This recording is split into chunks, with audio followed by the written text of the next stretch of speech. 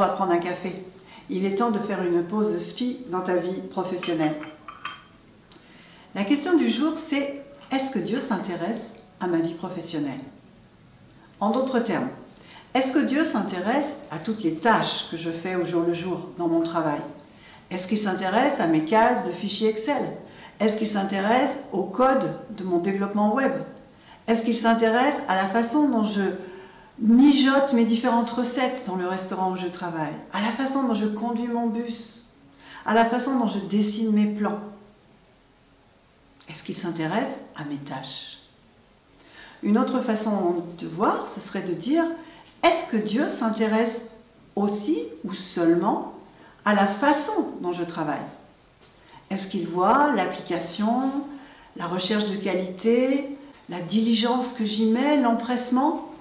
Ou au contraire, est-il satisfait du fait que j'essaye d'y passer le moins de temps possible pour pouvoir dégager du temps pour autre chose de beaucoup plus important, dans mon église par exemple? Alors, pourquoi cette question est-elle importante?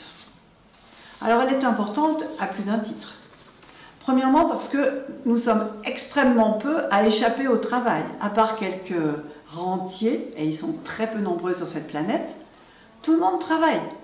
Tout le monde a besoin d'une activité professionnelle pour pouvoir se nourrir et subvenir aux besoins de sa famille. La deuxième raison, je dirais que c'est à cause du temps si conséquent qu'on y passe dans une vie. On compte au minimum un tiers de notre vie qui est consacré à notre travail.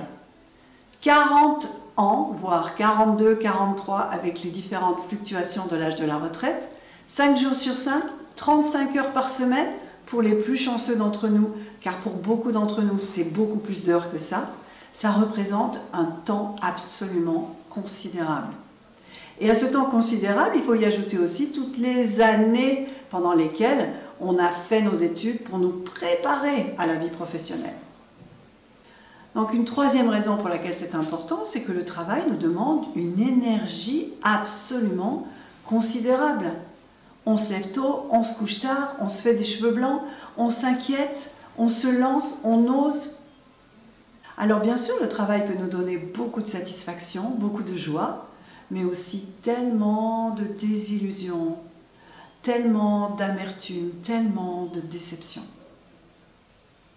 Donc, Dieu s'intéresse-t-il à ma vie professionnelle?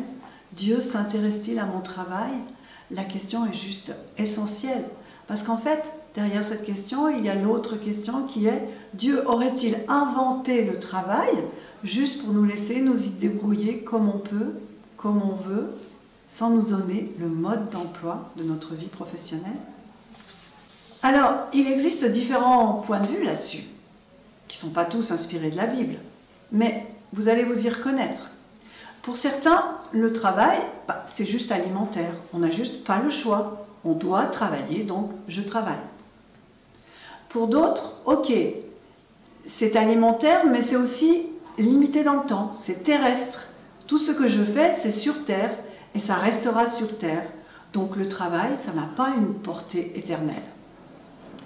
Une autre chose, c'est que le travail peut avoir quand même, pour certains, une dimension un petit peu plus élevée.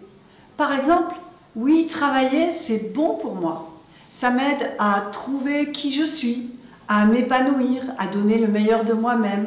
Ça me donne des vraies joies, ça me donne des vraies quêtes, ça rend ma vie intéressante.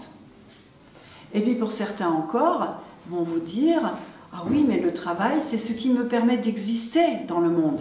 C'est ce qui me permet de me rendre utile aux autres. En gros, le travail, c'est une façon d'aimer mon prochain. »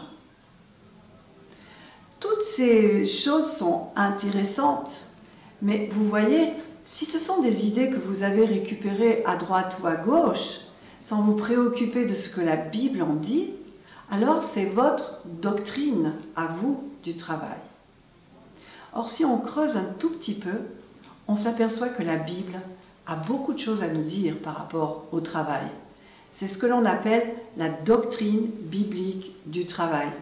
Ou encore, on pourrait dire la vision chrétienne du travail. Alors, je vous entends peut-être là me dire « Ok, Très bien tout ça, mais pourquoi je devrais m'y intéresser? Moi, je travaille, je m'en sors pas trop mal, ça se passe bien pour moi, donc ta doctrine biblique du travail, non merci, j'en ai pas vraiment besoin. Alors, ce que je voudrais te dire par rapport à ça, c'est que tu le veuilles ou non, tu as déjà une doctrine du travail. Cette doctrine du travail, c'est ta façon de voir le travail. Et celle-ci elle va venir de quoi? Elle va venir de ton éducation, elle va venir de ton milieu culturel, elle va venir de ton secteur professionnel, parce qu'elle peut vraiment varier d'un secteur professionnel à l'autre.